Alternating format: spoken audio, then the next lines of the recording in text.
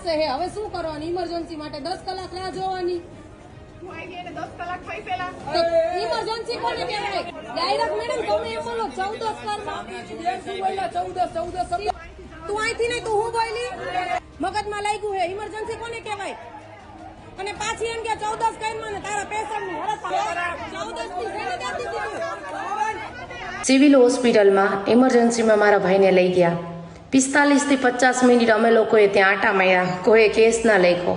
પછી એના પછી એટલો મિનિટ આટા માર્યા પછી માણસ એમ કહી દે કે અમે અમારો ટાઈમ થઈ ગયો જમવાનો, 2 વાગી ગયા છે, હવે અમે આમને ન લઈ જઈએ, અમારો બ્રેક છે, આવો જવાબ મળે અમને. પછી અમે અમારી હાથે લઈ ગયા. પછી બીજે લઈ ગયા તો એને ચોથા માળે ત્યાં શિફ્ટ કર્યો. તો ત્યાંના મેડમ સર ઇમરજન્સી સ્ટાફનો બહુ ગેરવર્તન, મજા આવે એવી અભદ્ર ભાષામાં વાત કરે, મજા આવે એવા જવાબ આપે, અને મજા આવે એવું બોલે કે નથી દાખલ કરવો, જા તારા થાય કરી લે, આવા શબ્દ યુઝ કરે.